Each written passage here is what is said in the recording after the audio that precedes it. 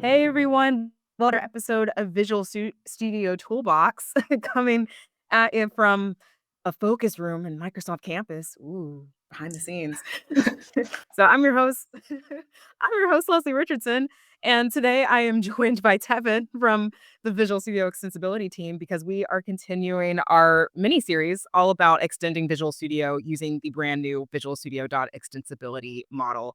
And so, if you've been following this mini series, then this should be old news to you, but we still got some cool new stuff to share. If you haven't, definitely check out the playlist, which we're probably going to link to below. But this series is all about how all the samples that the extensibility team has graciously made to highlight each and every API that there is to use about extending Visual Studio can help you with your own extension journey.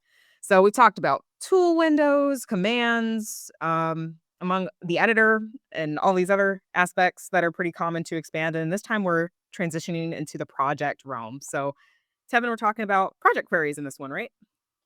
Yeah. So projects are kind of different than commands or um tool windows. Like it's a core idea or concept that like blends a lot of features together in Visual Studio. So today we're gonna go over the VS project query samples. My first question is, why would you want to query a project and an extension context? Like, what kinds of scenarios where do you want to do that? In those settings, like let's say you want to know like what files does this project have, or like what are the references or things like that. Those are things that are like core concepts that you might want to interact with. You might want to add a file, see if the file's there. If it's not, add a file, things like that. So this is like a key way to get that ability to do so. Cool. So, what sample are we highlighting today? Yeah, so there's a bunch of samples. I'll give a demo of one of them. So I think I talked about how you might want to know what files are contained in your project. So right here I have a demo project. Very easy, very simple, just two console apps, some files. So here's one where I say query file. And this output kind of just shows you like, hey, there's these projects and these are the files inside of them. So this is very basic, but there's a lot of power in this because you can do a lot of things. You can build on top of this, which is really cool. So Yeah. So, I'd imagine you could like get really specific about, hey, in this giant project of mine, go find all the files that have like this extension or something, and then yes, do something else to it later, which you can go back and watch a previous part on in order to inject a command or something, I'm sure, right? yeah, exactly. Cool. How about I dive into one of the first files of Yeah, this what's happening here? behind the scenes? So right here, I have query file command.cs. And as I said, it's inside the ES project query samples section. A lot of this stuff is probably familiar from the previous examples. Just to show the outline of this, we have a command that's has the contribution attribute. It's placed in the tool menu. That's all probably familiar. But what we really want to get into is this section of the code right here. All right, queries. Yes. So there's a lot of things that are going on. I think the first kind of important thing I want to highlight is this line right here. So this is how you get entrance into this project query API space, or like this world. You Okay. take this extensibility that workspaces, and it gives you this workspace extensibility object. And from there, you can start doing all these crazy queries. If you take a look at it, there's a bunch of stuff: query projects async, projects by GUID, projects by capabilities. There's a lot of things you can do, but this is like the first thing, the first step you want to do. Make sure you do this to get your workspace extensibility object. Otherwise, we wouldn't be able to do any of what you're about to No, showcase. yeah. This is like the first step. Like always, you'll see in all of these demos, this is the first thing we always do. Yeah. Awesome. And the syntax here, it's a little bit different. Are we using like link here or uh mix of So something else?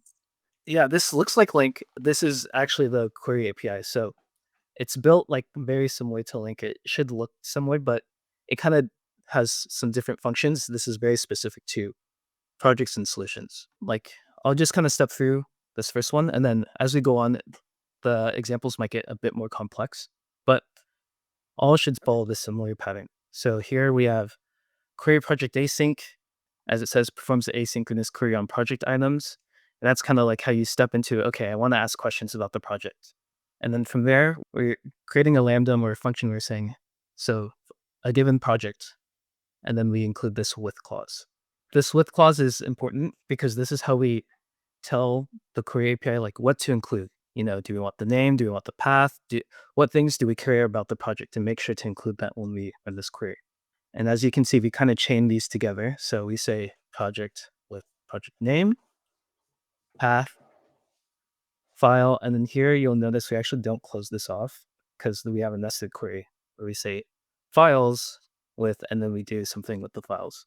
All of this might seem like really confusing, like how do I know what's included? Well, the type actually tells you. So here we're creating projects. So if you click this iProject snapshot, it'll tell you all the things that are available to you. There's a bunch of stuff, kind, tech GUID, folders, etc., etc. These are some of the things that you can do. Probably don't need them all, so that's Yeah. why I would be this with clauses. And then as you can see, the files, it's async queryable, which means, oh, this is also something that you can dive deeper into. It's also queryable. It's also something that you can ask questions about. And so that's why we're able to do this nested query, like on these files, do this. The rest of the code is kind of simple. So we get these results that got returned right here on line 31. Mhm. This result is an iQuery results of iProject snapshot, that interface we saw before that told us all the things that we can get. If you look at it, it's really just a wrapper around IEnumerable. It gives you a version and item type to make sure like you're, the type that you're in sync if you doing a bunch of queries, so you have a version to keep track of. But really, it's just the wrapper of IEnumerable. So we loop through the results, which will give us the projects. For each project, we're going to add a name to our message from the string builder right here. And then for all the project files, since this is async queryable, this is also something that you can ask questions about. It's also IEnumerable. You can go through all the files, and then we say all the files, and give a file name. That was kind of the first sample that I showed you, which is query file. And I have a question as it relates to the query syntax real quick. So it's a bit of a Copilot question. If I were to ask Copilot to write a similar query for me, would it be able to do that?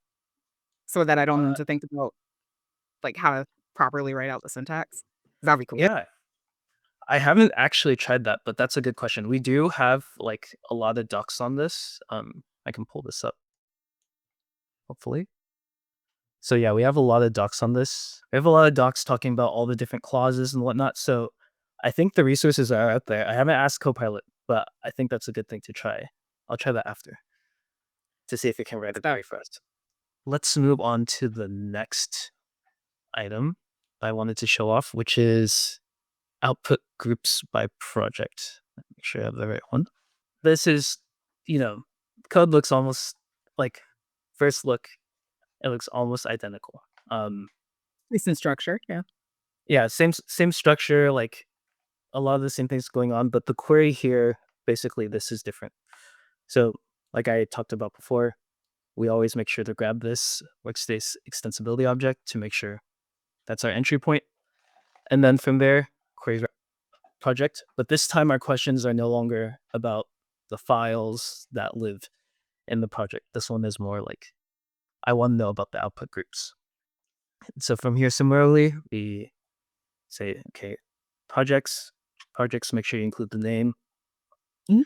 make sure you include the active configuration. And then this is actually a nested query right here because we don't close off this with clause. We say, What does active configuration refer to in this case? Is that just, like, stuff that's currently loaded into the solution and versus yeah, unloaded, or it's the configuration that's active for that given project. Gotcha. And that's like the entry point for output groups in this case. Mhm. Yeah, so then that's where we go, and then we say, okay, give me the name of that configuration, the output group, and then kind of like hovering over, you can see like this is async queryable, so you can ask more questions about it. Same with this output group. So then we say, okay, give me the name of the output group. And similar to the last one, we kind of step through, print out the project name, the configuration name, and also the group name. So I'll just demo that real quick.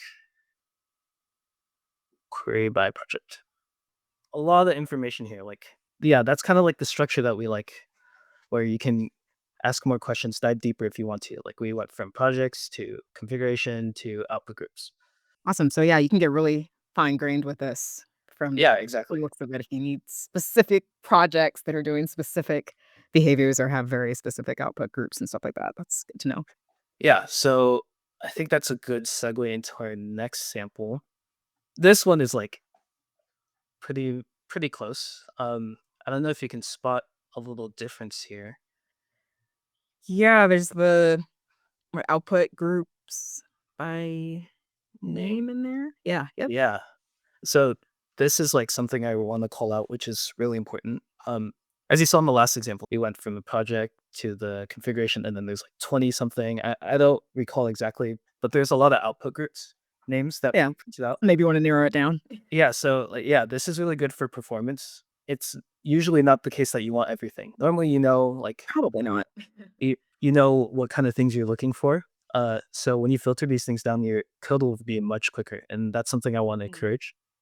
So here, same structure, grabbing the workspace extensibility object, starting the query from the projects, going through, project configurations, name, and then here we can apply this function, output groups by name, and then we give it a list of names, built XML serializer source files.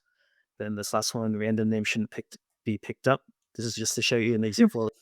If there's something that you don't like, maybe isn't included, what happens, and so on. And we're going to print those names out. So let me demo that. Tools by name. So yeah, you can see. Oh yeah. Yep. Built source files, XML serializer. You didn't include that random name that shouldn't be picked up. Nothing happens. There's no error. Uh, That one sounded so cool though. I love random things that shouldn't be picked up. yeah, yeah. That's a good that's a key tool to using these queries and also to make sure your performance is good. And there's a lot of different filtering methods. This isn't the only one. You can like each async queryable type or a snapshot should have like a actual like filtering method on it. But some do, some don't. But you can actively try them. And there's some by name, by path, etc., etc. So look out for those if you have specific things that you're looking for. Good to know. Then next example, we're kind of building on that output groups ideology here, hammering it home. This is output groups by ID. So what this allows you to do, very similar. There's one small difference. I don't know if you can spot. Yeah, you've got like another query under the net under Yeah, the innermost for loop. yeah, yeah. So this is an also very powerful tool where you can actually take something that you've queried over and do a query against it. So you can get even more fine tuned with your query. So right now, this initial query, somewhere thing, Mhm. grab everything, get the active configurations, each configuration, get the name and get its output group, right? Right. But what you notice is that the output groups, we didn't query anything about it. We just have these output groups, Right. but we didn't ask it any questions about the output groups. What we can do is we have this output groups async queryable object. We could say, hey, actually make it queryable again by calling as queryable, and then ask more questions about it. Like get the name. Without allows you to just funnel down or drill down a little bit more. Yeah. Yeah. Yeah. Is there are there performance benefits to that as well because you're taking like a smaller query and then building on top of that versus building on top of a larger amount of Yeah. data? Yeah. So instead of like going through like a whole nother full query, you're just like narrowing down on what you already have, which is like really performative because you only get like smaller things. And it's just probably easier for you to understand. Like, let's say initially you said you only wanted .cs files, and then from those .cs files, you only want ones that match up with this. Like, it's just easier to hone down and get the results that you want. if we run this again, I'll point out that we did not have the output group names in our initial query, but then afterwards we grab them in new results, then we take it and then we print out the name. So Having multiple VS instances open is so confusing sometimes. I'm like, I don't freaking know. There is an extension out there that Mads Christensen wrote, I think, that's like colors the instances of your VS that's so version. useful. Yeah, I don't remember what it's called right now, unfortunately, but it's really handy. So if anyone finds it, write in the comments. Yeah, I need to find that. That's so useful. I always get them mixed up. So I don't know. Yeah. Same, like demos are a nightmare. I'm like, oh god, am I in the right one? As you can see, like it's kind of similar to our earlier queries where we have the project, the configuration, the active configuration, and then we have the list of the output groups. But the names of this output group came from the fact that we did another query on our output groups to actually grab the names so that we could actually print them out. Cool. So it's the same result that we got like 2 files ago back under the like output groups by name, or the one where we weren't getting specific about the Yeah, output names yet. yeah, output But groups were. we're yeah, but this seems like the more performative, efficient way to go about it because Um, we're drilling down, or is there a right or wrong answer to that? I don't know if this in this case it's more performative. I'd say like this case maybe isn't the most because we already grabbed the full list of output groups already, and then we're asking another question on it. But it's Mhm. just kind of showing you that it doesn't just stop at like doing a top down, like we went from projects to active configurations to output groups. You can also just, if you have the output group by itself, you can just ask questions specifically to that once you already have it. Gotcha. So the next one I think is query by solution. Yeah, query solution configurations. This is also showing you like you don't only have to ask questions about the projects, you can also ask questions about the solution. So right here, make sure we always grab this workspace extensibility object. Here Mhm. we're instead of query project async, we query solution async. And I'll just highlight this iSolution snapshot again. Or not again. We did the project before, but this one's the solution. So these are the type of things that are available to you. I'm just highlighting it because this is like, I feel like most people probably go through the project or solution. So this is just good to take a peek at what's available for you. Yeah. I do like that all of this is listed, complete with summaries. Sometimes you don't always get that with libraries and APIs and stuff, so it's nice to Yeah. see. The questions we're asking is like, okay, solution, I want to know the solution configuration. And then each configuration, I want to know its name. And make sure we include that. Same structure where we have a result, which we can do a for each loop over, and then grab the configuration names. So just to show you, here's the configurations that are listed in VS. But Mhm. if we do query solution configurations, you can see we're also getting the same information. And yeah, this is useful. So you're not limited to just projects. You can ask questions about the solution. So there's a whole bunch of things you can ask. And if you kind of go through, you can find there's a lot of entry points where you can ask questions about what's going on in VS right now, like what the solution that's loaded, the projects that's loaded, et cetera, et cetera. That's very handy, it sounds like. Yeah, you can get as specific or as broad as you want. And then next, skip it. And this last one is very similar to what we covered before. Um, has a bunch of the same syntax, extensibility object, query project. But Mhm. here you'll notice this skip of one. And so I think this is similar to Link, where you can do skip and take. In this example, we're just doing skip of one. That's like Mhm. skip one entry and then give me the rest. Like, which one? Like, the first entry or Yeah, yeah. So in one entry? yeah, so it's like skip the first one and then give me the rest. It kind of goes hand in hand with take. So you can do like Mhm. skip one and then take five, which would mean like skip the first one and then take five and then But take the exclude. next 5. Yeah, take the next five and exclude the rest. So Cool. that's pretty useful for like if you want to do batches of things and whatnot. But in this Mhm. case, we're just doing skip just to show you. So if you get tools, query. There's so many. So we skipped over console app 2 and we get console app 1. And so you can see there's Why did just we skip over 2 and not 1? Oh, I don't recall. I guess maybe because I expected console app 1 to be retrieved first, therefore 1 would be Yeah, scared. But I don't recall. Maybe I've configured this weird, but yeah, it does skip over the first result and then it will just include whatever the rest is. And we have take that goes hand in hand with this.